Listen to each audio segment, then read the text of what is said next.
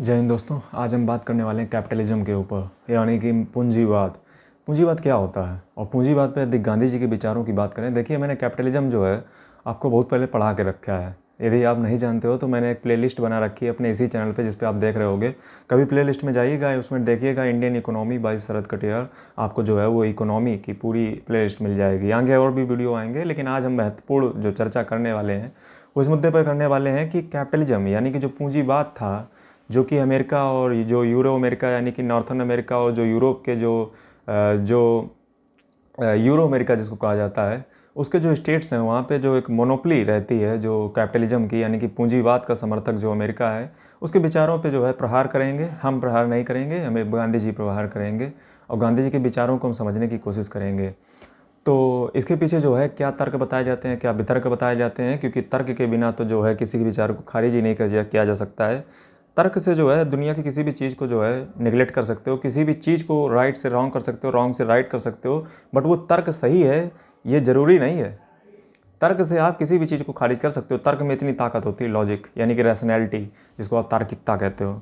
तो चलिए आज हम कैपिटलिज्म के बारे में जानते हैं। सबसे पहले हम कैपिटलिज्म समझेंगे क्या होता है, उसके बाद जो है हम गांधी जी के विचारों को देखेंगे कि गांधी जी का कैपिटलिज्म यानी कि तर्कवाद जो है, इसके ऊपर गांधी जी के क्या विचार थे। तो चलिए बिना किसी बकवास के इस वीडियो को हमेशा की तरह स्टार्ट कर लेते हैं। तो सबसे पहले बात की जाए, अगर कैपिटलिज्म की यदि बात की जाए तो कैपिटलिज्म आखिर होता क्या है। देखिए जो एडम स्मिथ, यानी कि अगर आप एडम स्मिथ की बुक जो देखोगे, जैसा कि मैं आपको बता दूं कि एडम स्मिथ की एक बुक है, an inquiry into the nature and causes of the wealth of the nations. ये जो है एडम स्मिथ की बुक है जो 1776 में जहाँ तक आई थी। और एडम स्मिथ को जो है classical economic thought of capitalism का जो है फादर कहा जाता है, यानी कि फादर ऑफ इकोनॉमिक्स हम एडम स्मिथ को मान सकते हैं।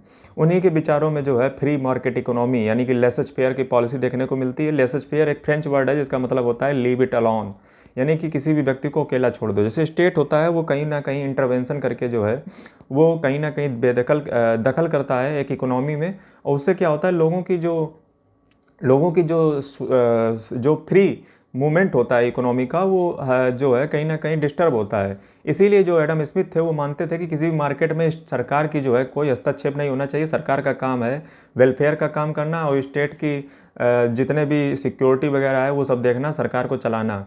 लेकिन एडम स्मिथ का मानना था कि ये जो है सरकार का दखल इकोनॉमी में नहीं होना चाहिए, यानी कि किसी की प्रॉपर्टी जो है वो उसकी प्रॉपर्टी है और वो जो है अपने स्वायत्त तरीके से जो भी बिजनेस धंधा करना चाहे वो कर सकता है, जितना भी चाहे उतना पैसा कमा सकता है। ये जो है कैपिटलिज्म का कॉन्सेप्ट कहता है। पूंजीवाद ये कहता है कि आप जो है किसी भी व्यक्ति को जो भी धंधा करना चाहे उसको धंधा करने दीजिए, स्टेट यानी कि सरकार उसमें कोई भी हस्तक्षेप ना करे। ये कैपिटलिज्म यानी कि पूंजीवाद कहता है।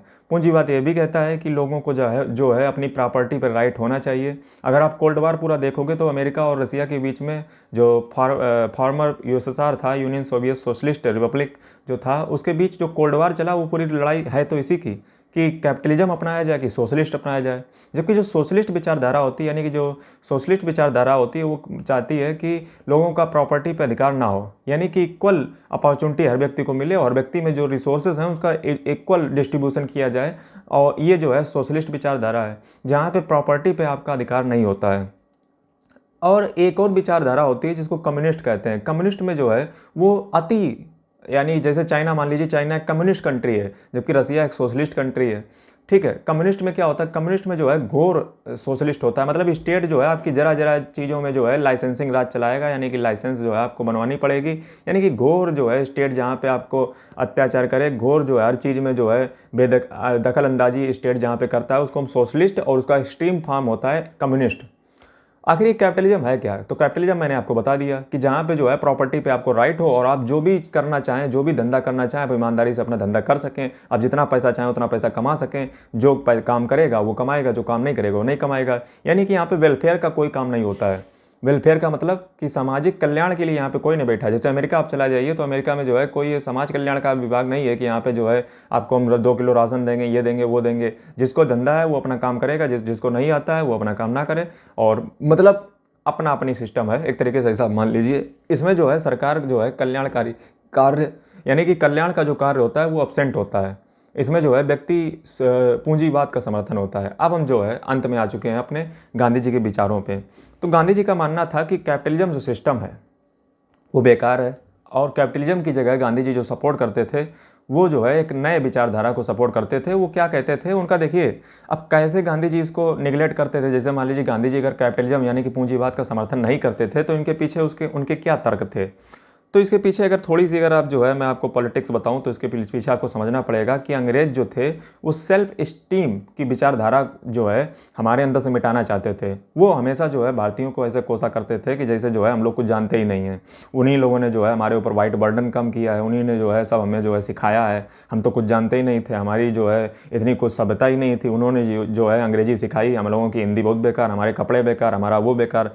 लेकिन कहीं ना कहीं अंग्रेज़ों ने जो है हमें प्रभावित किया। आज जितने भी आप चीज़ें देखते होगे अपने आसपास उसका प्रभाव कहीं ना कहीं देखने को मिलता है।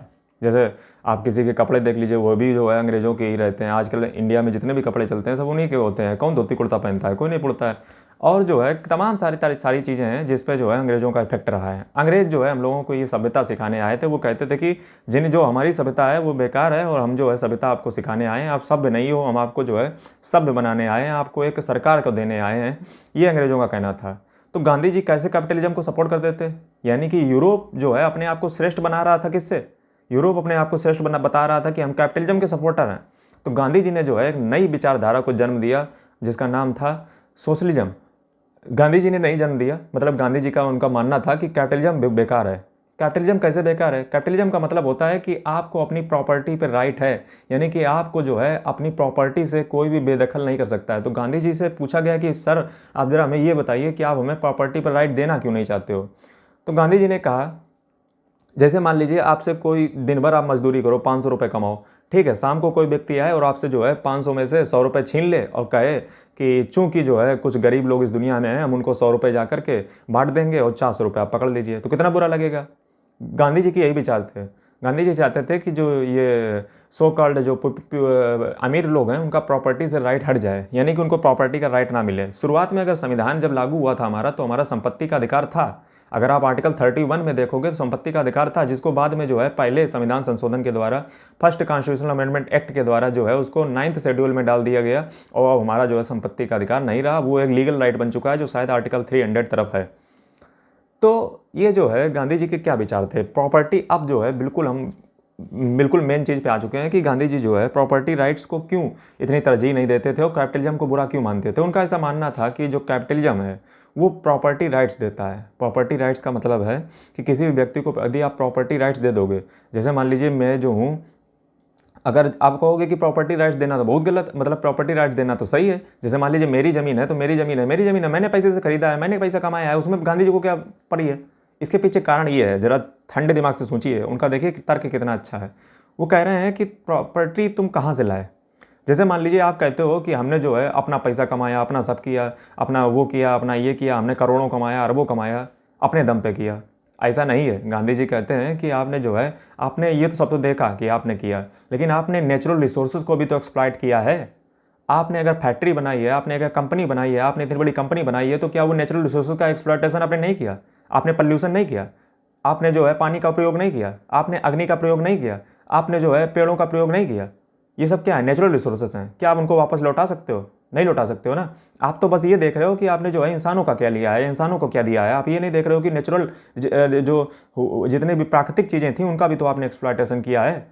तो क्या ये धरती सिर्फ आपके लिए बनी है? यानी कि जो आने वाली पीढ़ी है, अगर आप ये कहोगे सारी प्रॉपर्टी मेरी है, तो ये वो लोगों को क्या मार डाला जाए? क्या उन लोगों को भगा दिया जाए? ये गांधी जी के विचार हैं। गांधी जी कहते हैं कि आप जो है अपना के चक्कर में जो है सब कुछ कब्जा करने में लगे हुए हो। आप चाहते हो कि मेरे पास पैसा है तो मैं सब कुछ खरीद लूँगा, जबकि ऐसा नहीं है। अगर आपके पास प्रॉपर्टी है तो आपको प्रॉपर्टी राइट मिलना चाहिए। बट प्रॉपर्टी राइट, अब जरा ये भी तो सोचिए कि प्रॉपर्टी राइट आपके पास पैसा इसलिए हम क्या सारा आपको दे दें? यानी कि आने वाली भविष्य की पीढ़ी कहाँ जाएगी? अगर 2-4 अंबानी पैदा हो गए तो पूरी धरती पर कब्जा उन्हीं के होगा। यानी कि जो गरीब लोग हैं, जो आने वाली पीढ़ियां हैं, उनको क्या प्रॉपर्टी राइट्स नहीं है? क्या उनका अधिकार नहीं बनता है? क्या प्रकृति ने आपको सिर्फ एक पैदा कर दिया है कि ये जो स्टेट ने, सो कॉल्ड जो स्टेट है, उसने कॉन्स्टिट्यूशन बनाया, उससे जो है आपने बिजनेस चालू किया, आपने धंधा चालू किया, आपने पैसा कमाया, आपने सारी धरती पे कब्जा कर लिया, 2-4 अंबानी बन करके कब्जा कर लिया, तो ये क्या सारे प्रॉपर्टी आपकी हो गई? इसलिए गांधी जी कहते हैं कि जो कैपिटलिस्ट सिस्टम है ना, जो कहता है कि प्रॉपर्टी पर आपका अधिकार है, तो ये सिस्टम बुरा है। गांधी जी जो है इसको इस तरीके से काट देते हैं। दूसरा तर्क एक और आता है कि जैसे कुछ लोग कहते हैं कि सर प्रॉपर्टी राइट्स आप बात कर रहे हो ना, प्रॉपर्टी राइट्स, जैसे प्रॉपर्टी राइट में सिर्फ ये मटेरियलिस्टिक थिंग थोड़ी ना आती हैं, प्रॉपर्टी में इंटेलेक्चुअल प्रॉपर्टी भी आती है। जैसे मान लीजिए मैं जो हूँ आज जो है बल्ब का आविष्कार कर दूँ और फिर मैं कहूँ कि ज़िंदगी भर जो है इसकी रॉयल्टी बस मुझे ही मिलेगी, यानी कि बल्ब जो है अब कोई भी अगर यूज करेगा तो मुझसे पूछ कर करेगा, तो यानी कि बल्ब पे प्रॉपर्टी राइट किसका हो गया? मेरा हो गया। यानी कि अब आप ऐसे मान लीजिए, जैसे मान लीजिए मैं तो हूँ किसी बच्चों को पढ़ाऊँ, उससे जो मुझे पैसा मिले और फिर मैं कहूँ कि वो प्रॉपर्टी मेरी हो गई। यानी कि जो भी जो है मैं अपने माइंड से काम करता हूँ, मैंने माइंड से अपने कुछ भी क्रिएशन किया तो क्या वो मेरा है? क्या वो मेरा प्रॉपर्टी राइट है? तो इस पर गांधी जी कहते हैं कि आपके पास ये प्रॉपर्टी राइट कहाँ से आ गया। जैसे मान लीजिए अगर मैंने किसी को कुछ पढ़ाया है या मान लीजिए मैंने कैसे भी जो है इंटेलेक्चुअल प्रॉपर्टी अपनी प्राप्त की, या मान लीजिए यही वीडियो है, जैसे मान लीजिए जो वीडियो आप देख रहे हो ये मेरी क्रिएशन है, लेकिन क्या आप सोचते हो कि ये क्रिएशन मेरी है?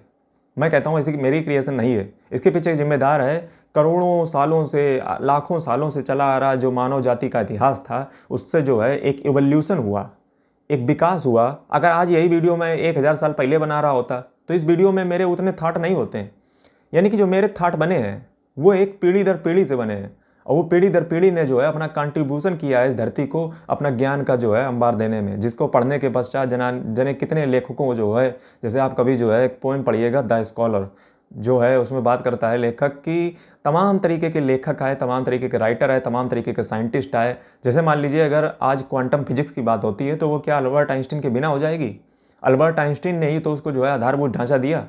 या आप कह लीजिए जो स्पेशल थ्योरी ऑफ रिलेटिविटी या थ्योरी ऑफ रिलेटिविटी, ये जो क्वांटम फिजिक्स जिस पे आज आधारित होने जा रही है, वो सब बात कहाँ पे हो रही है? अल्बर्ट आइंस्टीन में हो रही है।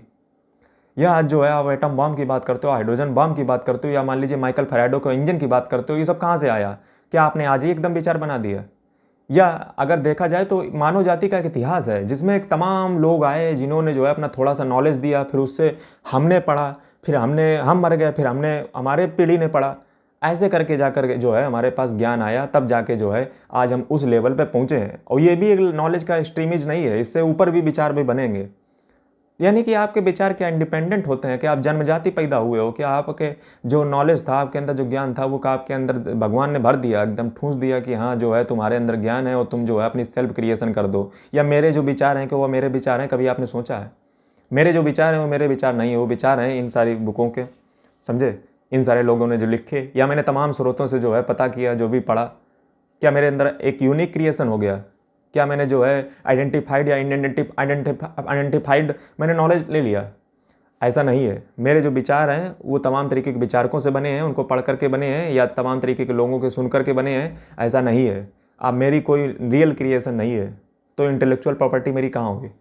इंटेलेक्चुअल प्रॉपर्टी में रॉयल्टी उन आविष्कारक को भी मिलनी चाहिए, उनकी थ्योरियों को भी मिलनी चाहिए, जिन्होंने जो है तमाम तरीके की थ्योरियाँ, इन्वेंशन वगैरह की, जिन विचारकों की बुकें जो हैं मैंने पढ़ी, या मान लीजिए जिन भी व्यक्तियों ने कंट्रीब्यूशन दिया, कि उनको रॉयल्टी नहीं मिलनी चाहिए। और मैं कह रहा हूँ कि मेरी रॉयल्टी है, मेरी विचार है, मेरे सब क्रिएशन है, मेरी इंटेलेक्चुअल प्रॉपर्टी है, ऐसा नहीं है।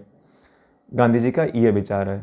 यानी कि जो कैपिटलिज्म है उसको गांधी जी जो प्रॉपर्टी का राइट है उसको इन तर्कों से अपने जो है खारिज कर देते हैं, और यही गांधी जी के विचार थे कैपिटलिज्म के ऊपर। और वो मानते हैं कि इस दुनिया में जो भारत में जो है सोशलिज्म होना चाहिए, सबके पास राइट्स, जो सबके पास जो है इक्वल प्रॉपर्टी का डिस्ट्रीब्यूशन होना चाहिए। तो यही गांधी जी के विचार थे। यदि आपको वीडियो अच्छा लगा हो तो वीडियो को लाइक करें। नेक्स्ट टॉपिक आपका क्या होना चाहिए जल्दी कमेंट कर दें, और जो भी आपको इस वीडियो में अच्छा लगा हो तो कमेंट जरूर करें। Thank you, bye bye.